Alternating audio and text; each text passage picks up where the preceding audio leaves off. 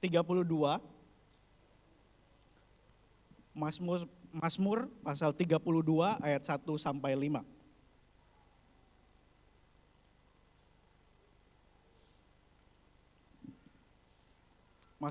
Mazmur pasal, belepotan. Mazmur pasal 32 ayat 1 sampai 5 saya akan bacakan buat kita semua. Dari Daud, nyanyian pengajaran. Berbahagialah orang yang diampuni pelanggarannya, yang dosanya ditutupi. Berbahagialah manusia yang kesalahannya tidak diperhitungkan Tuhan dan yang tidak berjiwa penipu.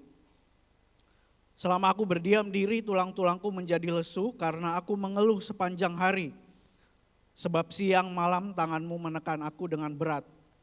Sumsumku menjadi kering, seperti oleh teriknya musim panas. Ayat 5, dosaku kuberitahukan kepadamu, dan kesalahanku tidaklah ku sembunyikan. Aku berkata, aku akan mengaku kepada Tuhan pelanggaran-pelanggaranku, dan Engkau mengampuni kesalahan karena dosaku. Saudara, selama 3 minggu ini kita sudah berbicara mengenai bagaimana kita sebagai umat Tuhan dipanggil untuk bangkit dan menjadi terang. Untuk bangkit dan menjadi terang. Kemudian minggu lalu Pastor Ron juga berbicara tentang encounter God's love, berjumpa dan mengalami kasih Tuhan di dalam kehidupan kita. Hari ini saya mau mengajak kita untuk waspada. Kasih tahu teman sebelahnya, waspadalah. Itu acara apa ya dulu ya? Waspadalah, waspadalah. Karena ada sesuatu yang berpotensi untuk menghambat kita bisa bangkit dan menjadi terang. Ada hal dalam kehidupan kita yang kita mungkin tidak sadar, mungkin ada yang sadar, berpotensi untuk menghambat kita bisa bangkit dan menjadi terang.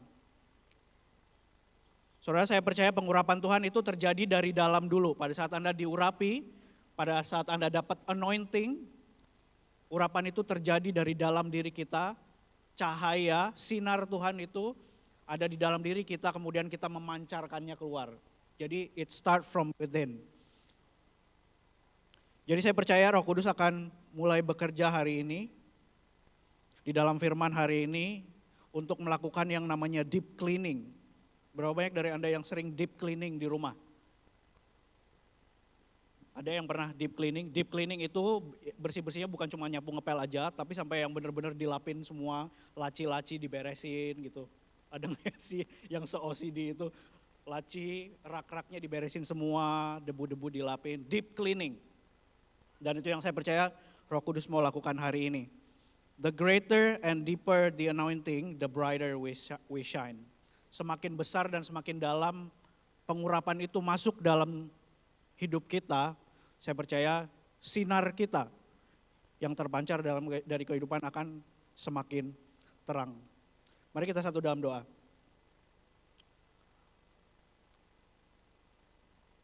Tuhan, bicaralah hari ini kepada umat-Mu.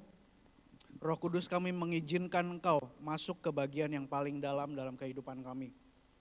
Aku berdoa Tuhan, Engkau menyingkapkan hal-hal yang perlu untuk dibersihkan. Sehingga kami umat-Mu boleh bangkit dan juga menjadi terang. Membawa kemuliaan bagi nama-Mu. Di dalam nama Yesus kami berdoa dan mengucap syukur. Haleluya. Amin. Amin.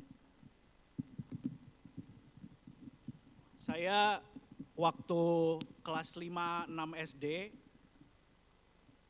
doyannya main layangan. Ada yang suka main layangan dulu waktu masih kecil, boleh angkat tangan. Ada yang nggak tahu apa itu layangan?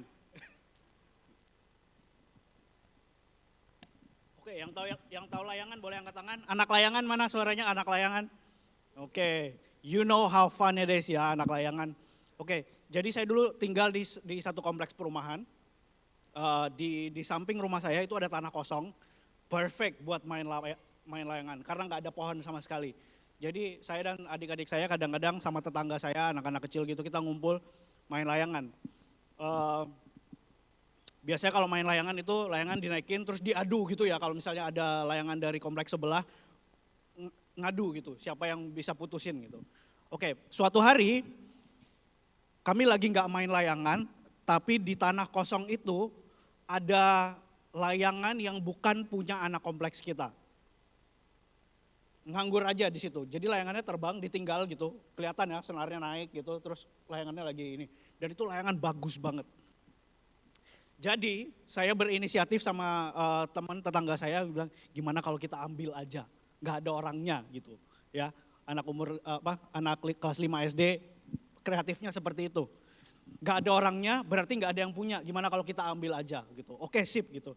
Jadi kita samperin layangannya, kita gulung pelan-pelan. Kita ini mau diambil. Jadi layangan kan kalau ditarik kan makin lama makin dekat, makin gede, makin kelihatan gitu ya.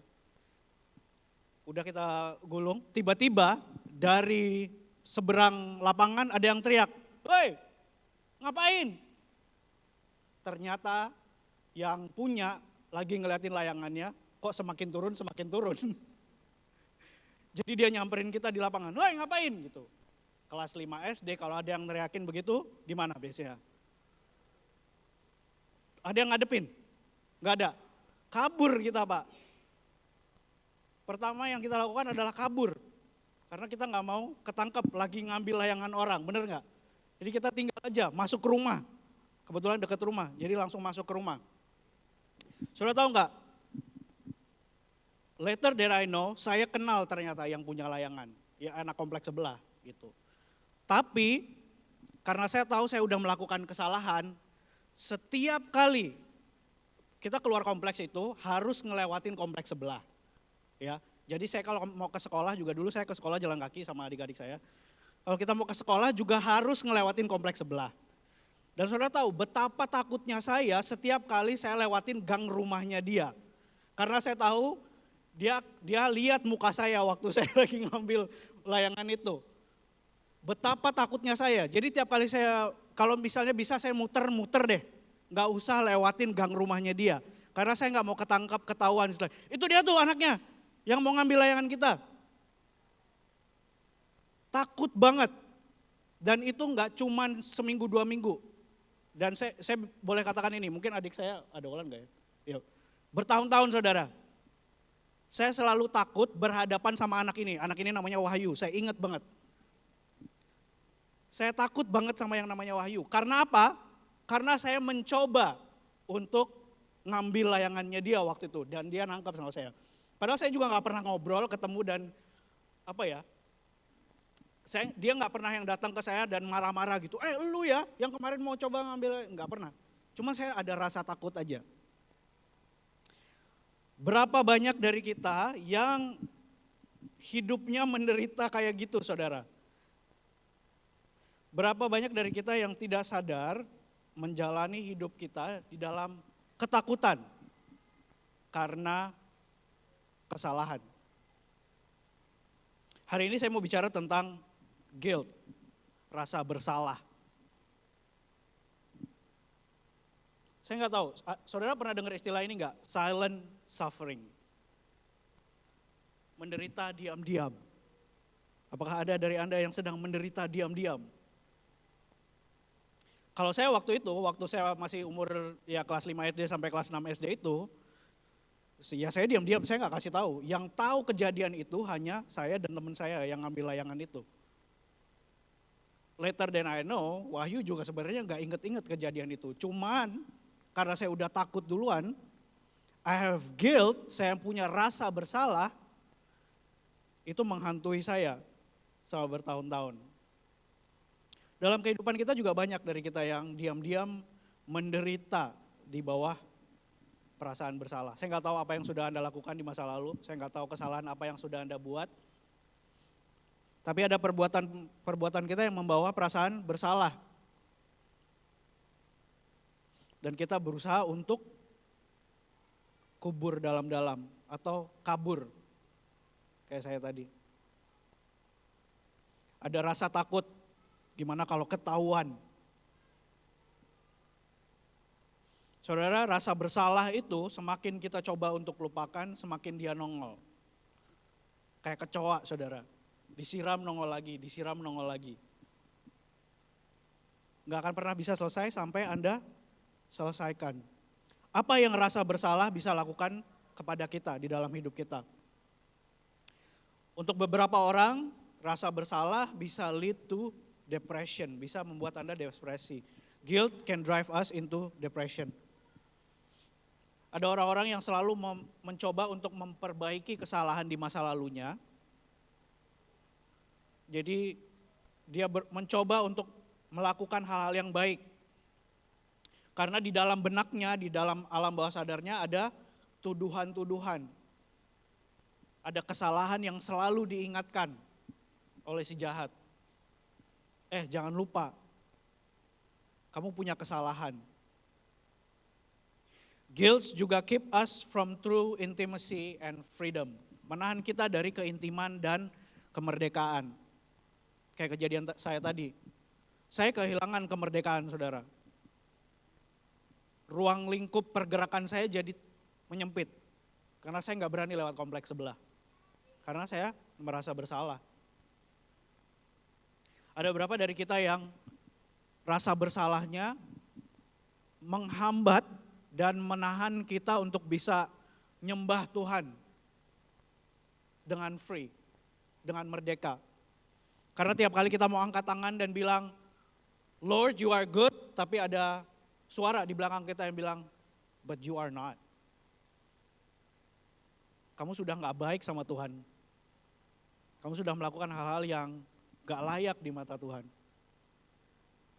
Membuat jarak antara kita dan juga Tuhan, membuat jarak antara kita dan teman-teman, keluarga, pasangan, orang-orang yang misalnya Anda melakukan kesalahan, kemudian mengefek ke orang lain, Anda pasti jadi sungkan atau malu. Guilt causes us to feel separated from God. Banyak orang yang bilang, Tuhan lagi jauh dari saya, atau saya lagi jauh dari Tuhan karena perbuatan-perbuatan saya. Dan ini udah pasti menekan dan menghambat Anda untuk bisa bangkit dan menjadi terang. Saudara, buat kita mungkin guilt is sometimes easier to cover than to deal with. Rasa bersalah itu kadang-kadang lebih enak dikubur dalam-dalam atau ditutupi daripada diselesaikan. Atau lebih enak ditinggalin, kita kabur gitu. Kita pikir rasa bersalah atau guilt will stay where they are, jadi kita bisa tinggalin. Enggak juga. Banyak dari kita, dari pengalaman saya, guilt, perasaan bersalah itu mengikuti kemanapun saya pergi.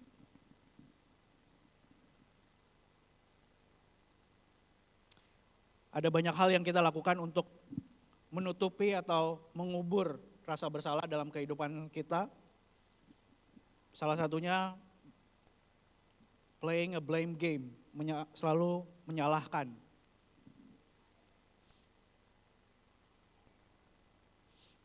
Biasanya selalu menyalahkan orang lain, selalu menyalahkan situasi, menyalahkan keadaan. Karena tahu kita punya kesalahan di masa lalu, kita nggak mau kesalahan kita ketahuan, so let's just put the blame on other things. Mari kita taruh aja kesalahannya di tempat-tempat lain. Atau beberapa dari kita berusaha mengobati. Ini banyak nih, banyak hal yang kita bisa lakukan untuk mengobati, mencoba, bukan mengobati sebenarnya, nambal di taruhan saplas gitu. Dengan apa? Addiction, dengan shopping, mungkin dengan humor. Saudara pernah lihat gak, ada orang yang susah banget diajak ngomong serius. Susah banyak diajak deep conversation. Tiap kali kita ngomong yang dalam gitu, deep conversation, selalu diarahkan ke jokes gitu, ke humor. I don't know, bisa jadi symptoms, ada sesuatu yang disembunyikan atau ada sesuatu yang mencoba untuk dikubur. Compare what you have done. Selalu membanding-bandingkan apa yang kita lakukan dengan orang lain. Supaya itu, tujuannya sebenarnya sama. Menutup sesuatu, mengubur sesuatu. Supaya nggak ketahuan. Ada yang membuat anggapan bahwa semua orang pasti gagal, everyone fails. Kemudian ada orang-orang yang berusaha menutupinya dengan bekerja keras untuk melakukan hal-hal yang baik. Segala sesuatunya harus baik dan juga harus perfect. Atau ada orang-orang yang menghakimi dirinya sendiri, yang selalu berkata bahwa I hate myself gitu. Saya nggak layak dapat kesenangan, I don't deserve joy. I don't deserve good things in my life. Saya nggak layak dapat hal-hal yang baik dalam kehidupan saya. Tapi tahukah saudara bahwa seberapa keras pun kita mencoba untuk menutupi atau mengubur kesalahan-kesalahan kita, hal-hal yang membuat kita punya guilt. Saudara tahu nggak?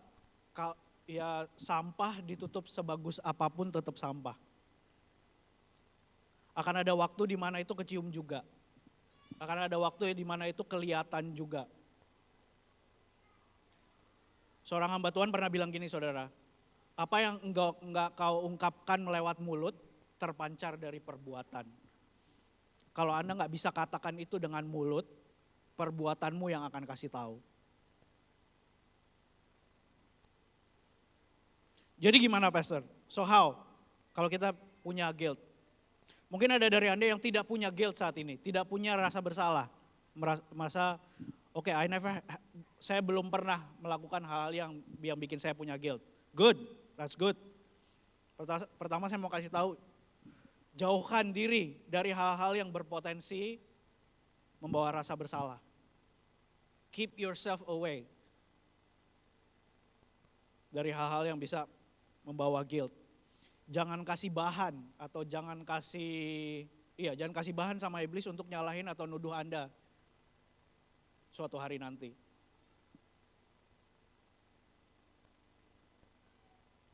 Berusahalah untuk tidak kompromi. Jangan kompromi apalagi sama dosa. Karena once you do something bad, itu jadi bahan buat iblis untuk menuduh. Buat Anda, first of all, good luck to do that. Yang kedua, kalau misalnya Anda punya rasa bersalah hari ini yang menghantui Anda, saya mau balik ke ayat kita hari ini, Mazmur 32 ayat 1-2. Daud berkata, berbahagialah orang yang diampuni pelanggarannya, yang dosanya ditutupi. Oh, menarik ya. Berarti tetap ditutupi nih. We'll talk about that later. Berbahagialah manusia yang kesalahannya tidak diperhitungkan Tuhan, yang tidak berjiwa penipu. Kemudian ayat 5, dia bilang gini, dosaku kuberitahukan kepadamu dan kesalahanku tidaklah kusembunyikan. Aku berkata, aku akan mengaku kepada Tuhan pelanggaran-pelanggaranku dan engkau mengampuni kesalahan karena dosaku. Saya mau mengajak kita, we uncover our sin. Terbuka terhadap dosa kita dan juga kesalahan kita. And God covers it. Kita terbuka akan dosa kita dan Allah menutupinya. Saya diingatkan kembali waktu di kitab Kejadian, manusia pada hakikatnya dekat dengan Allah. Pada saat we uncover, kita terbuka sama Tuhan, kita kembali kepada hakikat manusia pada mulanya di kitab Kejadian, yaitu apa? Ada yang ingat di kitab Kejadian? Keadaan manusia pada saat itu adalah telanjang dan tidak merasa malu. They're naked and unashamed. Telanjang berarti tidak ada yang ditutupi. Tapi pada waktu mereka berdosa, apa yang mereka lakukan? Bersembunyi dan kabur dan diam. Kayaknya itu emang nature kita sih. Pada saat kita melakukan kesalahan, hal pertama yang kita pikir adalah lari atau tutupin, benar gak? Lari atau tutupin. Tapi waktu mereka keluar, Allah membuat pakaian dan menutupi mereka. That's how good our God is. Saya mau katakan ini saudara, hanya Tuhan yang punya kuasa untuk menutupi dosa. Kita enggak. Kita enggak punya kuasa itu. Hanya Tuhan yang punya kuasa untuk menutupi dosa. 1 Yohanes 1 ayat 8-9, jika kita berkata bahwa kita tidak berdosa, maka kita menipu diri kita sendiri dan kebenaran tidak ada di dalam kita. Jika kita mengaku, sama-sama bilang mengaku dosa kita, maka Ia adalah setia dan adil sehingga Ia akan mengampuni segala dosa kita dan menyucikan kita dari segala kejahatan. Saya mau ajak kita semua untuk jangan berjiwa penipu, jujur saja di hadapan Tuhan. Jujur aja, be open. Jangan diam atau jangan takut untuk admit atau untuk mengakui kalau kita melakukan kesalahan. Akui kalau kita merasa bersalah. Akui juga sama Tuhan bahwa kita punya guilt. Mungkin yang terpendam lama. Mungkin gak mudah untuk mengaku kesalahan di depan orang lain. Tapi saya percaya kita selalu bisa datang sama Tuhan. Kita selalu bisa datang sama Tuhan untuk mengakui kesalahan-kesalahan kita. Untuk mengakui bahwa God, I have guilt. Tuhan, aku punya rasa bersalah.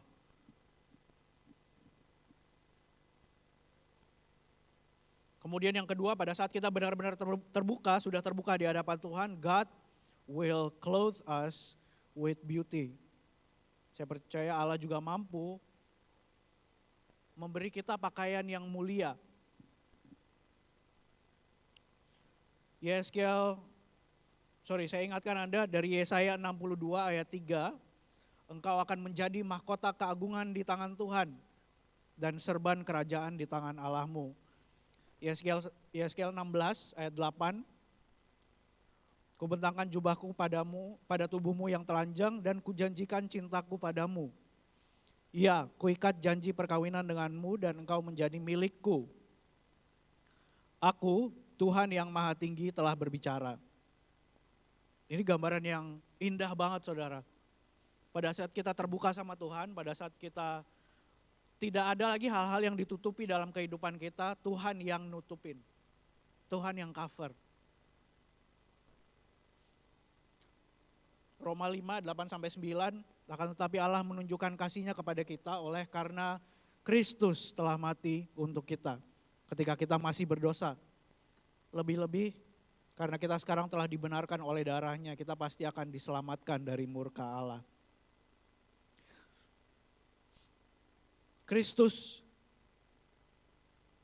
adalah our cloth of beauty. Kristus adalah pakaian kemuliaan kita yang dipakaikan sama kita waktu kita masih berdosa. Kristus diberi pakaian penuh dosa supaya kita menerima pakaian yang mulia dari Allah. Berapa banyak dari kita yang bersyukur atas penebusan dari Kristus dalam kehidupan kita. 1 Petrus 2:24, Ia sendiri telah memikul dosa kita di dalam tubuhnya di kayu salib, supaya kita yang telah mati terhadap dosa hidup untuk kebenaran. Oleh bilur-bilurnya kamu telah sembuh. Yesuslah penutup dosa kita yang sesungguhnya.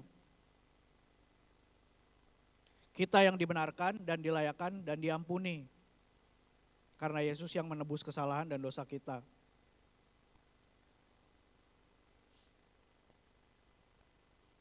Is this helping? Ini membantu gak saudara? Berat mungkin ya message-nya. Minggu lalu, kayak lebih seru minggu lalu pastor kita ngomong tentang kasih Tuhan. Tapi hari ini, I don't know, guilt, rasa bersalah.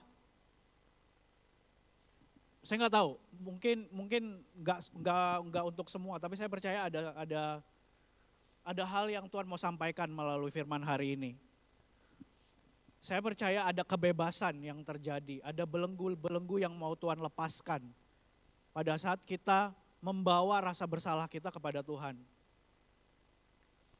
Saya percaya ada repentance, pertobatan. Yang artinya gini saudara, tadinya kita berjalan ke arah satu, repent itu artinya kita berbalik. Kita berbalik kepada Yesus, kita berbalik kepada Kristus. Supaya kita dibenarkan oleh Allah. Kita tidak lagi ngingat-ngingat hal-hal yang salah di belakang.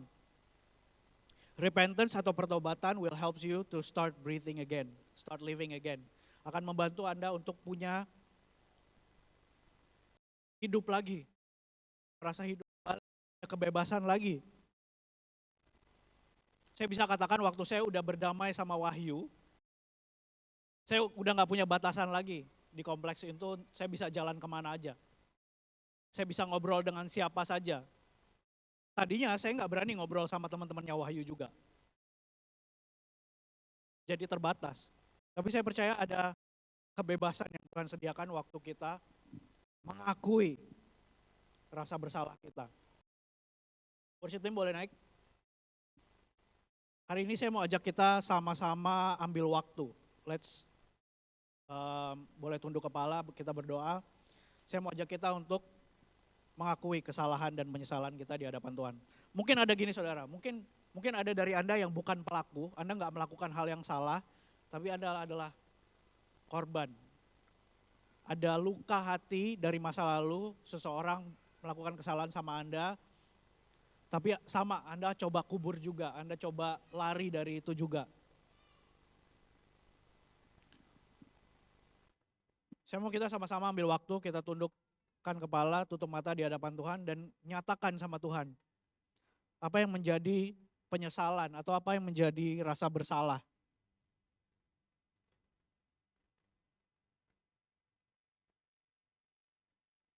Saudara jangan nunggu sampai kita merasa terikat atau terkekang oleh rasa bersalah atau penyesalan kita baru mau datang sama Tuhan. Saya mau ajak kita hari ini benar-benar terbuka sama Tuhan. Dan tadi saya bilang kalau misalnya ada, saya akan bilang kayak gini. Pada saat Anda menyatakan rasa bersalah Anda atau penyesalan Anda sama Tuhan, Anda diampuni. You get forgiveness. Tapi tahukah saudara waktu Anda saling menyatakan, saling mengaku dosamu satu dengan yang lain, ada kesembuhan yang Tuhan sediakan. Jadi saya percaya ada dua hal yang Tuhan mau lakukan hari ini. Ada pengampunan dan juga ada pemulihan atau kesembuhan. Let's take our time. Akui kesalahan kita di hadapan Tuhan hari ini.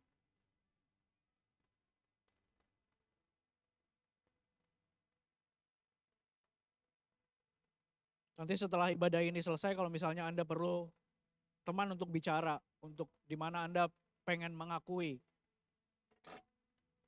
apa yang menjadi kesalahan Anda di masa lalu atau apa yang menjadi luka Anda masa lalu, akan ada prayer team dan juga pastoral team di ruangan ini. Anda boleh masuk ruangan sini lagi, nanti kita akan berdoa buat saudara juga. One on one.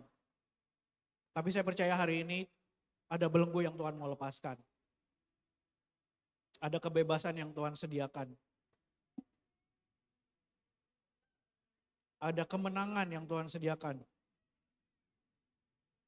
Pada saat kita be vulnerable, pada saat kita mengaku kesalahan-kesalahan kita di hadapan Tuhan.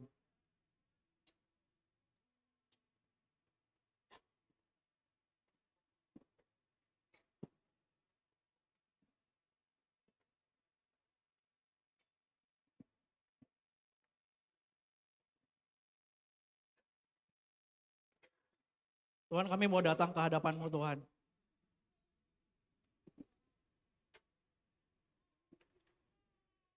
Tanpa ada yang kami tutup-tutupi. Kami mau datang ke hadapan-Mu dengan keadaan telanjang Tuhan. Kami mau jujur di hadapan-Mu bahwa ada hal yang kami lakukan di masa lalu mungkin menyakiti hati-Mu, mendukakan Engkau Tuhan. Tapi hari ini kami mau mengaku dan kami mau bawa ke hadapan-Mu. Aku percaya Yesus Engkau yang menjadi jubah penutup yang mampu menutupi segala dosa-dosa kami dan juga kesalahan kami. Kami mau menjadi ciptaan yang baru di dalam Engkau Tuhan.